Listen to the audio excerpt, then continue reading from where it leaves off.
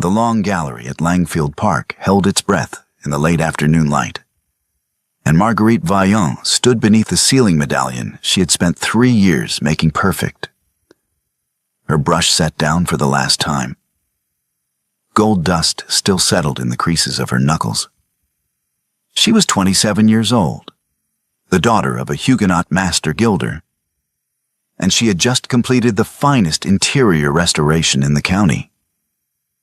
27 layers of gold leaf applied with a patience that most men could not have sustained for 27 days. The room behind her caught the winter light and threw it back in warm, burnished waves, and she was still looking up at the medallion, checking, as she always checked, for the seam that was never there, when she heard his footsteps on the parquet. Benedict Langfield, Duke of Meryton, entered the long gallery and did not look at the ceiling. He looked at her. Something in his voice was wrong before he had said a word. She read it in the set of his jaw, in the way his hands were not at his sides, but held slightly forward, as if he were preparing to catch something or to push it away. She had known this man for 3 years. She had learned to read the room by reading him first, and what she read now made her set down the chamois cloth she was holding and turn to face him fully. "We need to discuss the commission," Benedict said, "before the royal visit." Marguerite waited. "It is not about the technique," he said. "Then say what you mean, Benedict." He looked at the medallion. He looked at the cornice she had gilded on a ladder in November in cold that made the leaf stick to her fingers. He looked at the floor she had refinished on her hands and knees in the second winter, matching the original pigment so precisely that the estate surveyor had spent an hour looking for the join. He looked at everything in the room except her face, and then he looked at her face, and he said it. "You were convenient." The words landed in the gilded air and did not echo. They did not need to. Marguerite did not flinch. She did not weep or shout or take a step backward. She looked at him for 4 seconds, long enough to read the surface and the layer beneath it, the calculation and the shame that had not yet arrived, but would, the fear that had spoken before anything honest could. And then she turned. She walked to the door at the gallery's far end. She opened it. She did not close it behind her. The silence she left was worse than any door could have been. It was gallery length, amplified by the tick of the bracket clock on the south wall and the soft creak of gilded wood settling in the cold. Benedict stood in the long gallery, alone, in a room so beautiful it was painful to look at, surrounded by the evidence of her hands. The silence held. It held him there in it, and it did not let go. 6 hours earlier, the Morning Post had arrived at Langfield Park with a confirmation letter from the Lord Chamberlain's office, and Mr. Harrington, the estate steward, had brought it to Benedict in the library with the particular expression he reserved for news that was simultaneously excellent and complicated. The royal household would send an advance representative within the month. The Long Gallery, restored under the Duke of Meryton's patronage, had been selected as a model of private conservation for the household's consideration. Benedict had read the letter twice. He was still holding it when Lady Phoebe Langfield arrived. Phoebe was 31, his cousin, widowed at 28, and the most politically intelligent person in the family, which was not, Benedict sometimes reflected, the same as the most honest. She came into the library without knocking, which she had always done, and she sat in the chair across from his desk without being invited, which she had always done, and she looked at the letter in his hand with an expression of careful neutrality that he had learned, over the years, to distrust. "You have seen the confirmation," she said. "This morning," he replied. "Then you understand what it means." Phoebe folded her hands in her lap. "The royal household will send someone. That someone will ask who restored the gallery. And you will have to explain that the Duke of Meryton's most trusted companion for 3 years, the person whose name is attached to the finest room in this house, is the daughter of a Huguenot tradesman. Benedict set the letter down. Marguerite Vaillant is the finest restorer in the county. I do not dispute her skill, Phoebe said, with the tone of a woman who was about to dispute everything adjacent to the skill. I dispute the presentation. Every paper in London will note it, Benedict. The Duke, whose most trusted companion, is a gilder's daughter. At a royal visit, with the household watching. She completed the medallion last week. The work is extraordinary. The work is irrelevant to what I am describing. Phoebe's voice was patient, which was always more dangerous than when she was impatient. You are not being judged on the ceiling. You are being judged on your choices. And the choice to keep a tradeswoman in that position, to present her as your restorer before the crown, that choice will follow your name into every drawing room in England. Benedict stood and walked to the window. Outside, the park lay frost pale in the winter morning, and he could see, if he looked at the right angle, the light from the long gallery where Marguerite was working. He had been able to find that light for 3 years without trying. She finishes today, he said. Then today is the time, Phoebe said, and waited. He did not refuse her. He stood at the window for another 30 seconds, and he did not refuse her. And Phoebe knew what that meant, and she left him to it. That afternoon, Benedict found Marguerite in the long gallery making her final checks. She was on the short ladder at the east cornice, a hand lens pressed to the gilded acanthus, and she did not hear him come in. He stood for a moment watching her work, the particular focus she brought to the smallest detail, the way her whole body organized itself around the task.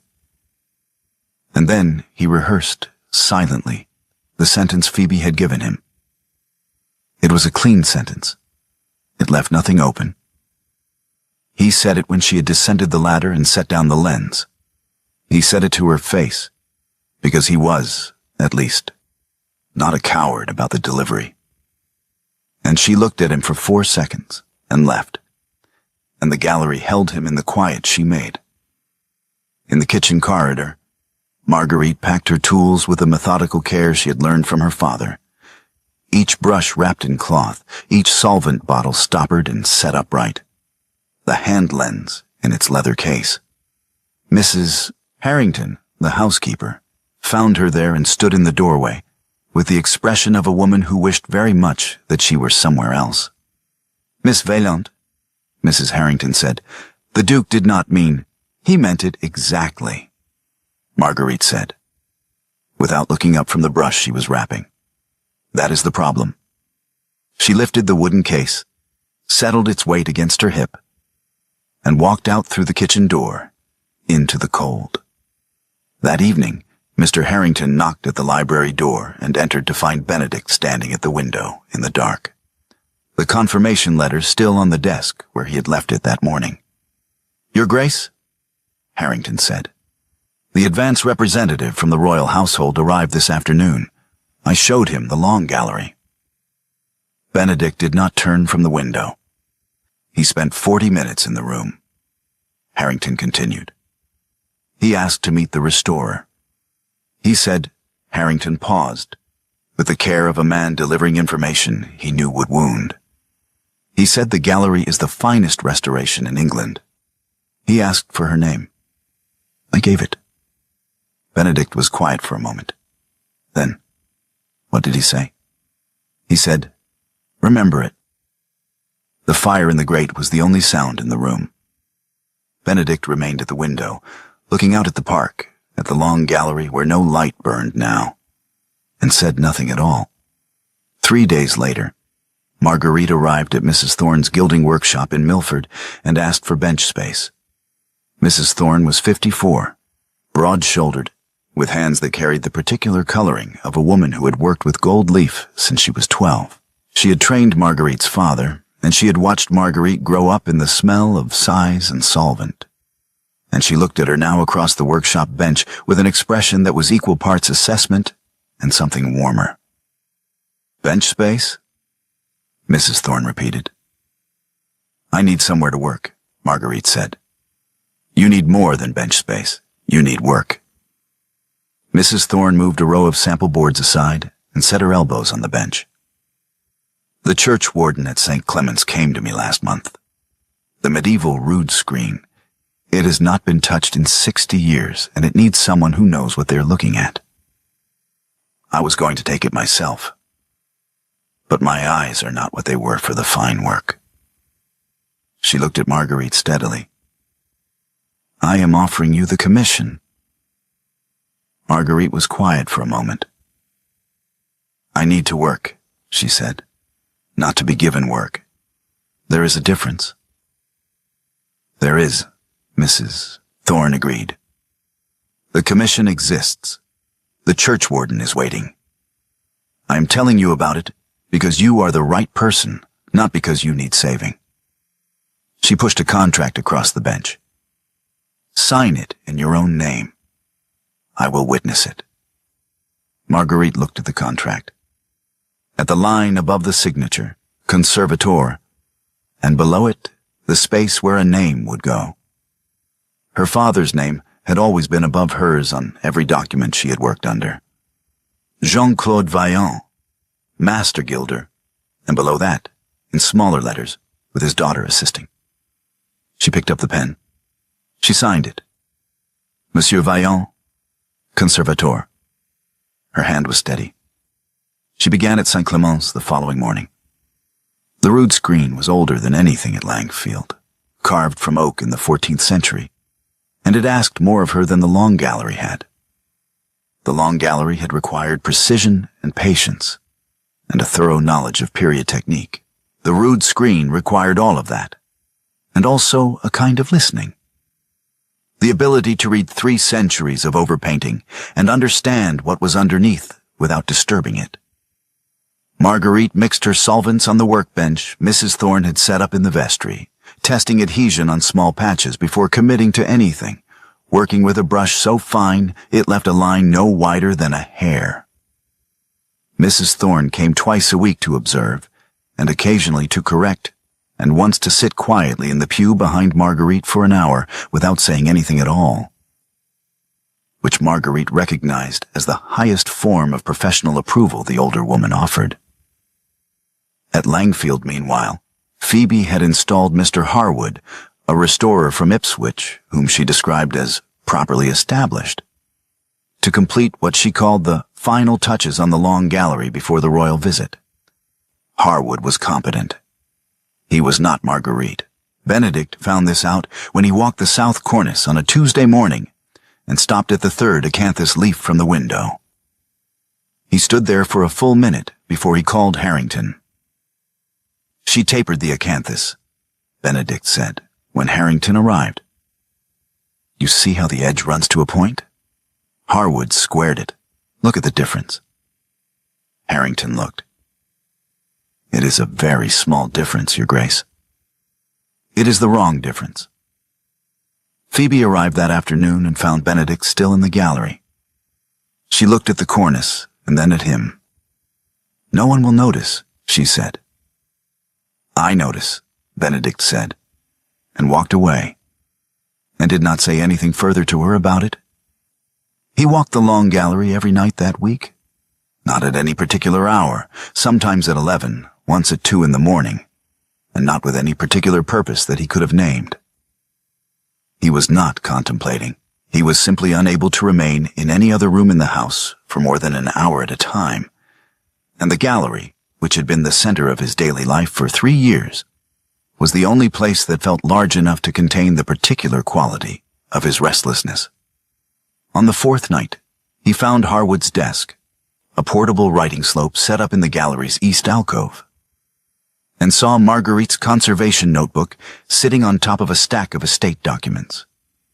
It was a small, leather-bound book, filled with her handwriting, pigment formulas, adhesion tests, sketches of the original surface layers, 3 years of technical observation that existed nowhere else.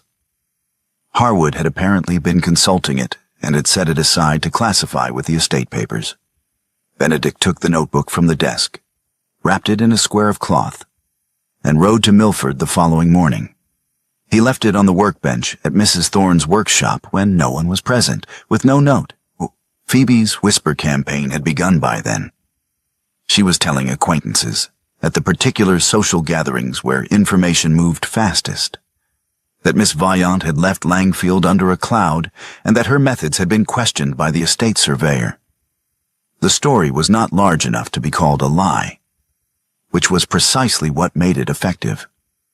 Within a week, the county was discussing both Marguerite's departure and Benedict's judgment in the same breath, which had not been Phoebe's intention, but was its inevitable result. When you threw a stone at one person's reputation, the splash reached whoever was standing closest. Marguerite found her conservation notebook on the workbench one morning, wrapped in cloth. She unwrapped it carefully and found, on the cloth's inner surface, a trace of gold leaf residue. The particular warm yellow of the Langfield sealing medallion, which used a specific alloy she had sourced from a supplier in Norwich, and which did not match any of the leaf in Mrs. Thorne's workshop. She held the cloth for a moment, then set it aside and said nothing to Mrs. Thorne. 3 weeks into the rude screen work, her solvent brush found something unexpected in the lower left panel. She had been working methodically through a section of overpainting that dated, by its medium, to a Victorian restoration, heavy oil paint applied with a broad brush, covering something older. She had known something was underneath. She had not known what. The shape that emerged beneath her brush was a hand, then a wing, then, over the course of 3 careful days, an entire figure, an angel, blue-robed, the paint still vivid beneath 3 centuries of concealment. The gold of its halo intact, under the Victorian layer, in a way that suggested the Victorian restorer had known it was there and covered it deliberately, for reasons that would never now be known. "Mrs. Thorne," Marguerite said from the floor where she was kneeling with a magnifying lens, "I think I found something." Mrs. Thorne came and knelt beside her and looked for a long time without speaking. "A hidden panel," Marguerite said. "A medieval annunciation. The azurite looks consistent with East Anglian workshops, the particular blue, the binding medium. Late 14th century, possibly." She paused. "What if it is not significant? What if I have—" "You did not stumble onto it," Mrs. Thorne said. "You worked for 3 weeks with a solvent brush, testing every square inch, because you knew something was there. You found it because you were looking." She sat back on her heels. "It is significant, and you are going to need Sir Hubert Dacre." Sir Hubert Dacre, president of the Antiquarian Society, arrived at St. Clement's on a Thursday morning with 2 assistants, a portable spectroscope, and the particular energy of a man who had been told something extraordinary and was prepared to be disappointed. He spent 2 full days examining the panel before he would speak to Marguerite about his conclusions. The authentication evening was a county event before anyone had organized it as one. The church warden had mentioned it to the parish council, who had mentioned it to the local newspaper, and by the time Marguerite arrived at St. Clement's to arrange her sample boards in the nave, there were 40 people expected. Her hands were shaking. She had laid out the boards, cross-sections of the paint layers, pigment samples, her binding medium analysis. And she was adjusting the display stand for the 3rd time when the stand shifted and the ultramarine sample began to slide. Benedict entered through the side door. He crossed the nave in 4 steps, picked up the ultramarine sample, and held it steady while she righted the stand and secured it. His hand held her evidence still while hers worked. When the stand was secure, he set the sample back in its place and stepped away, and her hands had stopped shaking. They did not speak. The county gathered. Dacre took his position. Marguerite stood before 40 people and presented her findings: the pigment analysis, the binding medium, the azurite underlayer, the cross-referencing with the Fitzwilliam collection samples that confirmed the East Anglian workshop tradition. Her voice was steady because she had practiced it, until it was steady. Her hands, visible to everyone, were shaking. And she did not hide them, because hiding them would have cost attention she needed for the evidence. Dacre interrupted her at the dating methodology. Your cross-reference with the Fitzwilliam samples? You are arguing from analogy, not direct provenance. What is your basis for the 1380s specifically? The azurite underlayer, Marguerite said. The particular preparation method, the particle size, the oil content. Matches samples from the Fitzwilliams' documented East Anglian works from 1375 to 1395. The Victorian overpainting uses a lead white that was not commercially available in its current form before 1840, which gives us the upper boundary for the concealment. The lower boundary is the azurite preparation. I have the comparison charts here. She turned to the second board. The match is not analogical. It is compositional. Dacre examined the charts for a long moment. The room was entirely still. Miss Vaillant? Dacre said at last. Your conservation method preserved details that a less careful hand would have destroyed. What you have uncovered here is the most significant ecclesiastical find in this county in 40 years. He paused. I stand by the 1380s. The evidence is sound. Marguerite thanked Dacre and Mrs. Thorne and the churchwarden. She looked once at the back pew where Benedict sat, and then she looked away and thanked the parish council, and she did not thank the Duke of Meryton. The room emptied slowly. Mrs. Thorne lingered long enough to press Marguerite's arm once, firmly, and then left. Marguerite began packing her instruments. She heard the church quiet itself around her. The last voices outside, the door closing, the particular stillness of a medieval building at night. And she was latching the instrument case when she heard Benedict's footstep in the aisle. The panel is extraordinary, he said. Thank you, Your Grace. The formality was deliberate, and he heard it. Miss Vaillant? He stopped several feet away, which was the distance of a man who understood he had no right to close it. The Crown remembered your name. Mr. Harrington told the royal visitor. He said the gallery is the finest restoration in England. He asked for your name. Marguerite set down the instrument case and looked at him directly. And you threw it away? He answered quietly. Yes. You threw it away because Phoebe told you I would embarrass you before the royal household. You chose her fear over 3 years of evidence that I was the best thing in your house. His voice was low. Yes. Then you tried to buy it back. She did not raise her voice. The steadiness of it was worse than anger would have been. A commission with your name on it. Ducal sponsorship. As if my work needed your seal to be real. I thought I was helping. You thought you were still the patron. That is not helping. That is reflex. She picked up the instrument case again. You cannot stop owning things, Benedict. You owned my commission for 3 years. You owned my dismissal. Then you tried to own my recovery, and I returned the letter because I am done being a line in your accounts. He was quiet. His hands were at his sides, and the restlessness she had always read in him had drained into something heavier and harder to name. The Crown remembered my name without your help, Marguerite said. Dacre authenticated my panel without your funding. Mrs. Thorne gave me bench space without your permission. Everything I have built in the last 4 months, I built without you. That is not spite. That is proof. What would you have me do? Nothing, she said. That is the point. You do not know how to do nothing.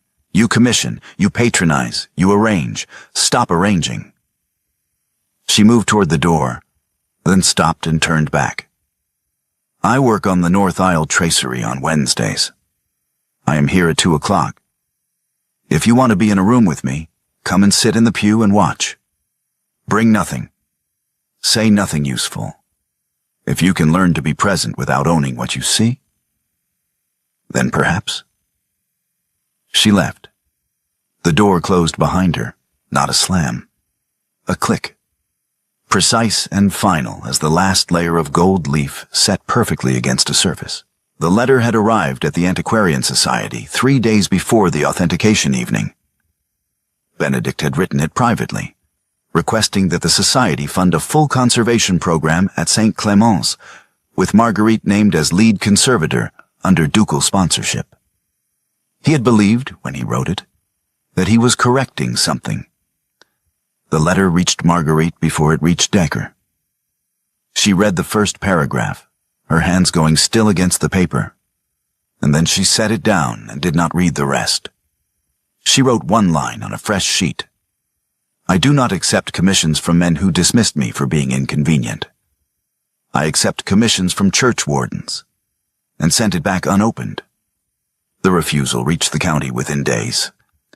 Phoebe was at a dinner party when she heard it, and she set down her wine glass with the particular care of a woman who had just been given exactly the ammunition she needed. The Duke offered the girl the opportunity of a lifetime. Phoebe said, to the table at large, and she threw it back in his face. I am afraid that tells us everything we need to know about the gratitude of tradespeople. Dacre, who heard the story secondhand, wrote to Marguerite directly. The funding is welcome. Your name requires no sponsor. She read that letter twice, folded it, and put it in the pocket of her work apron. That night, Benedict found his way to St. Clement's. It was not Wednesday, and he had not been invited, and he knew both of these things. Marguerite was sitting in the nave with a returned commission letter on the pew beside her, and she looked up when he entered, but did not stand. He stopped in the aisle. He looked at the letter on the pew. He looked at her. I returned it, she said, because you cannot stop owning things. I know, he said. You do not know. If you knew, you would not have written it. She was not angry in the way that shouts. She was angry in the way that goes quiet and still and says exactly what it means. You dismissed me so that I would not embarrass you before the crown. Then, when my work embarrassed you in the opposite direction, when it turned out to be extraordinary without your name on it, you tried to put your name back on it. That is not generosity. That is the same reflex. Benedict looked at her for a long moment.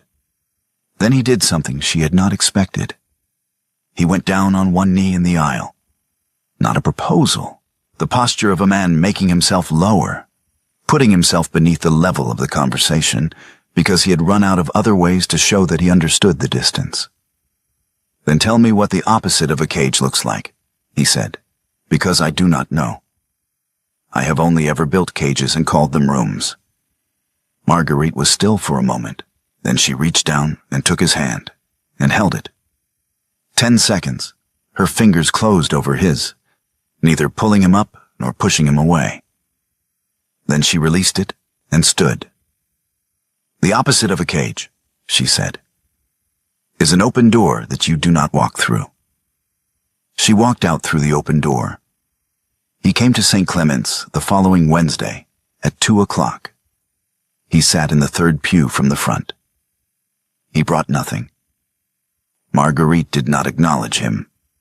She worked on the north aisle tracery, a section of carved stonework that needed careful cleaning and consolidation, a task that required a soft brush and a great deal of patience, and no conversation whatsoever. Benedict sat for 3 hours. When she began to pack up at 5 o'clock, he stood, and she did not look at him, and he left. The second Wednesday, she dropped a brush from the top of the short ladder. It fell to the stone floor and bounced once. Benedict picked it up before she had descended 2 rungs. He held it out, handle first, which was correct. She took it from his hand without looking at him. Their fingers did not touch. The third Wednesday, she was at the workbench mixing lime wash, and she spoke without looking up. The ratio is 5 to 1, she said. Lime putty to water. Your plasterer at Langfield has been using 4 to 1. That is why the north corridor is developing cracks along the cornice joins. Benedict was quiet for a moment. I will tell him. You should. She went back to mixing. The fourth Wednesday, she was on the ladder at the upper tracery with a chisel, and she needed it moved 6 inches to the left where she could reach it. She looked down. Handle first, she said. He passed it up handle first.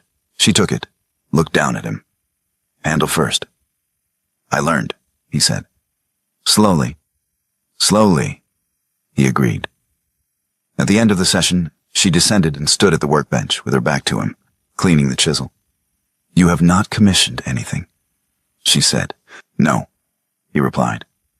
You have not sent letters through Mrs. Thorne. No, he said again. You have not arranged anything. She set the chisel down. 4 weeks?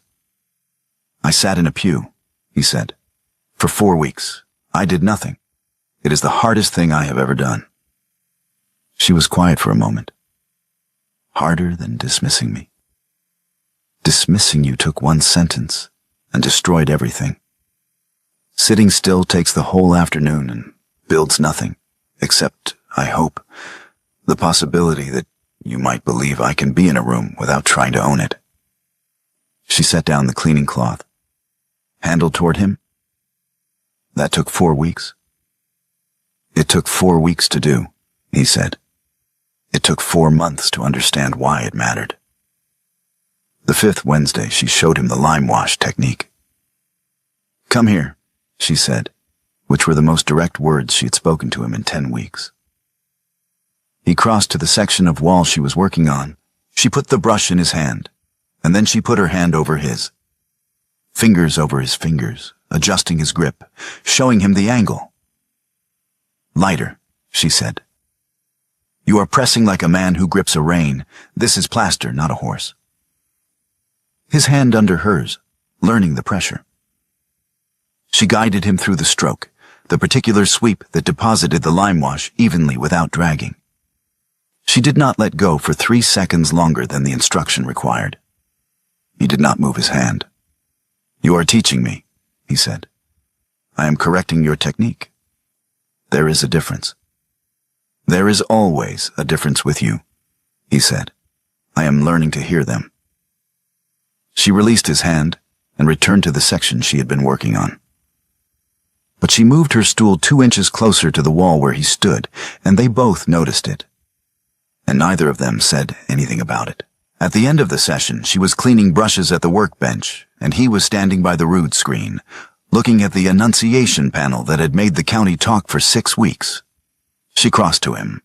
She took his right hand and turned it palm up, and she ran her thumb across the base of his palm, the place where, 2 years ago, a sheet of gold leaf had landed and left its trace, and where the residue had long since washed away, but the memory had not.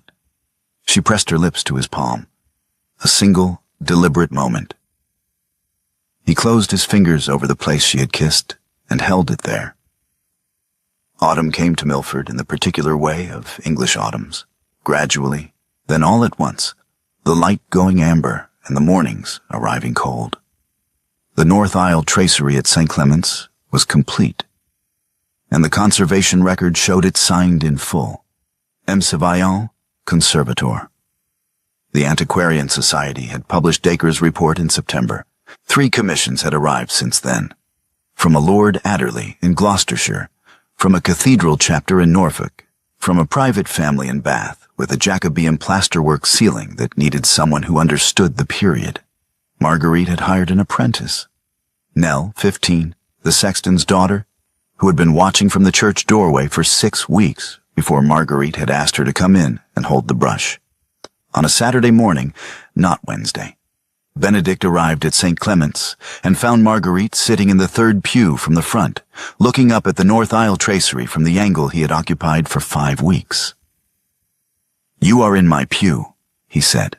I wanted to see what you saw. He sat down beside her. What did you see? A woman working, she said. Not performing for anyone, not waiting for a verdict, just working. She looked at the tracery for a moment. I think that is what frightened you most, that I did not need an audience. He reached into his coat and set a glass bottle on the wooden pew between them. Small, round, the glass catching the light through the window she had restored. Cold-pressed linseed oil. Not tin. Glass, because she had said once, in the second year at Langfield, that everything has a flavor to someone who pays attention. And good linseed oil in glass keeps its flavor where tin corrupts it. You remembered, she said. You said everything has flavor to someone who pays attention. I have been paying attention. For 5 weeks. For 5 weeks consciously, he said. For 3 years without knowing what I was doing. She picked up the bottle and held it to the light through the tracery, the oil catching the autumn color, amber and clear. I am leaving for Gloucestershire in January. Lord Adderley's Manor, Tudor plasterwork, 4 months. Will you write? She set the bottle down on the pew. I will write about plasterwork, lime ratios, aggregate composition, the particular problem of 16th century hair plaster in damp conditions. If you can tolerate letters that contain more technical specification than sentiment, you may reply. I tolerated 4 weeks of silence, he said. I can tolerate lime ratios. His hand rested on the wood. She placed hers beside it, not touching. The width of the linseed oil bottle between their fingers, the glass catching the light between them. You are not forgiven, she said. I know, he answered. But you are present. She looked at the tracery she had restored. The carved stone cleaned back to its original surface, every detail intact. For the first time since I have known you, you are in a room without trying to arrange it. That is worth something. What is it worth? She was quiet for a moment, looking at the light through the window, at the gold the autumn threw across the floor of a church that was older than either of them and would outlast them both. Wednesdays, she said. For now, outside in the workshop, Nell was sweeping the floor with a wide broom, and the gold dust rose from the boards in the draught from the open door, rising, catching the morning light, then settling again on the bench and the tools and the sample boards and everything in a gilder's world. It never entirely washed off. It was not meant to.